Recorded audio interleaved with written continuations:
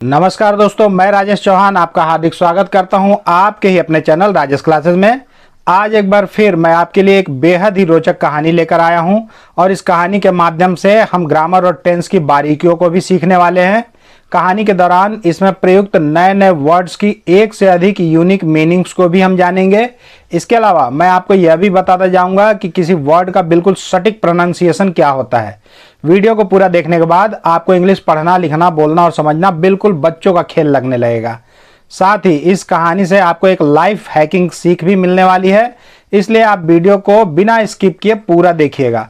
और अगर आप चैनल पर नए हैं और बुद्धि, ज्ञान, जानकारी के मामले में हमेशा दूसरे से 2 कदम आगे रहना चाहते हैं तो चैनल को सब्सक्राइब करके रख लें।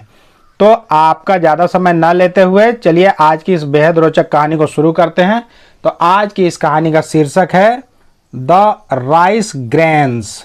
राइस मतलब तो चावल होता है, धान्य चावल। ग्रेन्स मतलब अनाज भी होता है, दाना भी होता है, धान्य बीज। तो चावल के दाने। वंस एक बार, there was a very generous king. एक बहुत ही दयालु, जेनरस मतलब होता है उदार, दानी, दयाशील, दरिया दिल।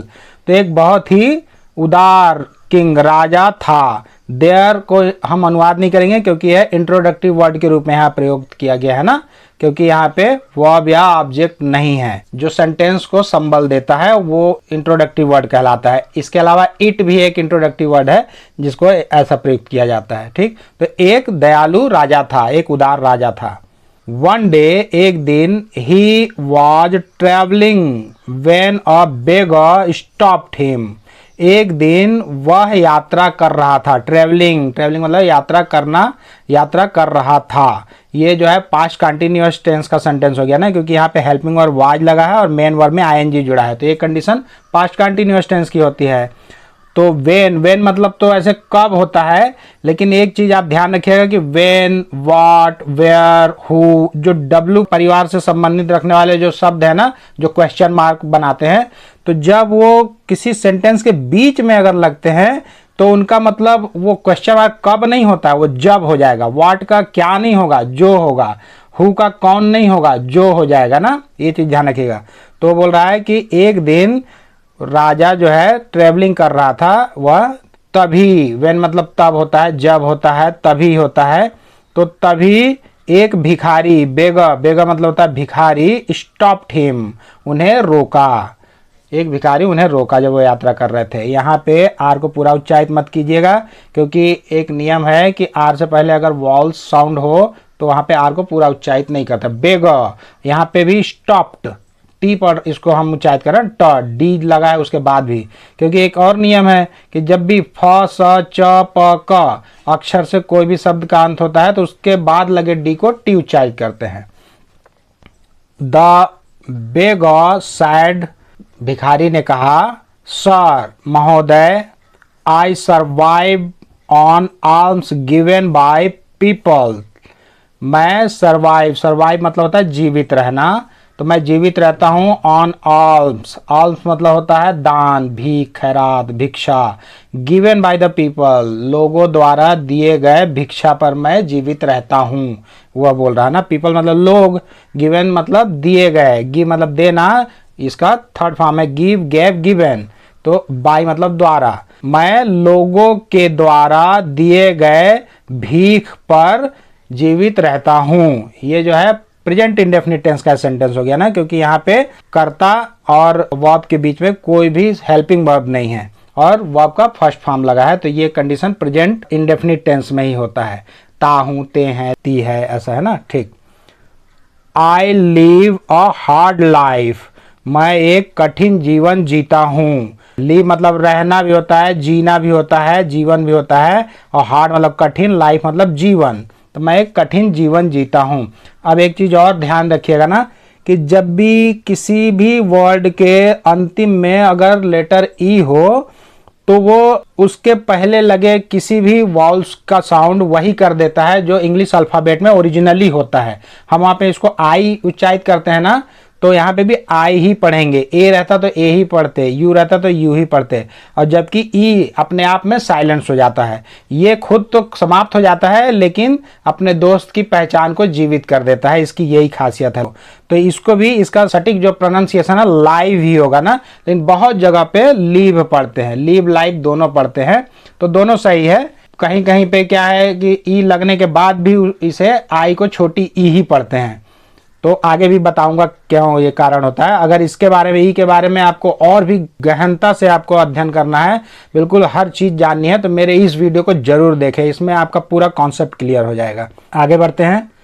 द किंग सैड, राजा ने कहा, don't you have anything good to tell me, क्या अब जो है कभी भी कोई भी helping verb, do, does, has, have, had, will, shall, ये सब रहता है ना जो हेल्पिंग वर्ब, ये अगर किसी सेंटेंस के सबसे आगे लग जाता है तो यानी कि वो क्वेश्चन मार्क वाला सेंटेंस बन जाता है, प्रश्नवाचक वाक्य बन जाता है वो ना।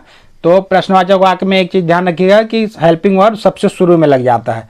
तो बोल रहा, do not you have anything good to tell me, क्या तुम्हारे पास, ये जो हैव है ना, ये हेल्पिंग वर्ब इसको नहीं कहेंगे, ये एक पजेसिव वर्ड, अधिकार सूचक शब्द हो गया, जो कर्ता का जो सब्जेक्ट है उसका वो अधिकार संबंधी बातों को बताता है, मतलब होता है के पास। और अगर इसके बाद वर्ब का थर्ड फॉर्म लगा होता तब जो है ये प्रेजेंट परफेक्ट टेंस का ये हेल्पिंग वर्ब कहलाता ना, ये चीज़ पे ध्यान रखिएगा। कभी भी हैज, हैव, हैड देखेंगे ना तो उसके बाद अगर वर्ब या उसका थर्ड फॉर्म ना लगा हो तो समझ जाइए कि वो पजेसिव वर्ड है, कि तुम्हारे पास, क्या तुम्हारे पास एनीथिंग, कुछ भी अच्छा नहीं है, टू टेल मी, मुझे बताने के लिए, मुझे बताने के लिए तुम्हारे पास कुछ भी अच्छी चीज़ नहीं है। यहाँ पे टू मतलब के लिए होगा ना, टू मतलब बहुत सारा चीज़ भी होता है, के लिए भी होता है, तो के लिए। Why are you telling me your sad tale, फिर ये वाई है ना, वाई मतलब क्यों होता है ना, वाई आर, क्यों हो तुम, टेलिंग कह रहे, ये प्रेजेंट कंटिन्यूअस टेंस का इंट्रोगेटिव सेंटेंस है, क्योंकि यहाँ पे आर लगा है हेल्पिंग वर्ब और मेन वर्ब में आईएनजी जुड़ा हुआ है। तो ये बोल रहा है कि तुम मुझे अपनी दुख भरी कहानी, टेल, टेल मतलब कहानी, ये टेल मतलब होता है कहना, बोलना, और TALE, टेल, टेल मतलब होता है कहानी। यहाँ पे भी वही चीज हुआ ना, ई लगा तो ए को ए ही पढ़े और ई एकदम साइलेंस हो गया, इस चीज पर ध्यान रखिएगा। तो बोल रहे हैं वो कि तुम मुझे अपनी दुख भरी कहानी क्यों कह रहे हो, क्यों सुना रहे हो, वो बोल रहा है। Then the king stretched out his hand and said, give me something from your bowl. तब राजा स्ट्रेच्ड, फैलाए, स्ट्रेच मतलब होता है फैलाना, खींचना, आगे बढ़ाना, तो अपने हाथ को, आउट हिज हैंड, अपने हाथ को आगे बढ़ाए राजा और बोले, गिव मी, मुझे दो कुछ चीज, समथिंग, कुछ चीज मुझे दो, फ्रॉम योर बाउल, बाउल मतलब होता है कटोरा, प्याला, गेंदबाजी करने को भी बाउल बोलते हैं ना, लेकिन उसको हम बाद में बात करेंगे, पहले यहाँ बाउल मतलब कटोरा, अपने कटोरे में से कुछ चीज मुझे दो, वो बोल रहे हैं। The surprised beggar carefully picked 5 grains of rice from his bowl and gave them to the king. Surprised, हैरान, सरप्राइज मतलब हैरान होता है, आश्चर्य होता है, तो हैरान बेगर भिखारी, केयरफुली बहुत ध्यान से, सावधानी से, पिक्ड, पिक मतलब चुनना, उठाना, पिक्ड चुना, 5 अनाज के दाने, 5 जो चावल के 5 दाने को अपने कटोरे में से, फ्रॉम हिज बाउल, अपने कटोरे में से 5 अनाज के दाने को सावधानी पूर्वक ध्यान से चुना और उसके बाद gave them to the king, दिया, किंग को, राजा को दे दिया उसमें से, गिव का गेव हुआ ना, दिया। Then the king went away, तब राजा दूर चले गए, राजा चले गए लेके वो अनाज के दाने और राजा चले गए। द बेगर वॉज डिसअपॉइंटेड, भिखारी, अब भिखारी क्या था, डिसअपॉइंटेड था, डिसअपॉइंटेड मतलब निराश, मायूस, हताश, तो निराश था वो, मायूस था। जब भी is are M was where के बाद किसी भी वर्ब का थर्ड फॉर्म देखेंगे ना तो आप तुरंत समझ जाएंगे कि ये वर्ब न रहकर एक एडजेक्टिव की तरह बिहेव करने लगा, जो कि उस सब्जेक्ट की विशेषता, दशा, स्थिति के बारे में वर्णन करने लगा। विशेषता का यही होता है ना, एडजेक्टिव की यही परिभाषा है कि वो नाउन या प्रोनाउन यानी कि सब्जेक्ट की स्थिति, अवस्था, दशा का वर्णन करने लगता है, उसको और डिस्क्राइब करने लगता है। तो यहाँ पे इसकी कंडीशन बता रहा है, स्थिति बता रहा है कि भिखारी उदास था, मायूस था। फॉर, फॉर मतलब तो अक्सर के लिए पढ़ते हैं ना, लेकिन इस फॉर का मतलब होता है क्योंकि। फॉर मतलब बहुत सारा चीज होता है, क्योंकि होता है, के कारण होता है, के बदले में भी होता है। तो हमको सेंटेंस के हिसाब से किसी भी वर्ड का अनुवाद करना आना चाहिए और आने लगेगा। आप जब यूज टू हो जाएंगे ना इंग्लिश पढ़ने का तो ऑटोमेटिक आ जाएगा, आपको याद करने की भी जरूरत नहीं, इसका बिल्कुल टेंशन मत लीजिए। तो क्योंकि the king did not give him anything, क्योंकि जो राजा थे वह उसे कुछ भी नहीं दिए, कुछ भी नहीं दिए थे उसको। ये जो डिड नॉट है ना, ये पास्ट इंडेफिनिट टेंस के नेगेटिव सेंटेंस में या इंट्रोगेटिव सेंटेंस में डिड लगता है, और जब भी डिड लगेगा ना तो जो वर्ब है उसका फर्स्ट फॉर्म ही लिखाएगा और कोई दूसरा चीज नहीं लिखाएगा ना। अगर यहाँ पे डिड नहीं लगा होता तो गिव का गेव बना होता। पास्ट इंडेफिनिट टेंस का यही रूल है, पॉजिटिव में डिड नहीं लगता है, नेगेटिव इंट्रोगेटिव में डिड लगता है, ये चीज ध्यान रखिएगा। तो बोल रहे हैं क्योंकि राजा उसको कुछ भी नहीं दिया था।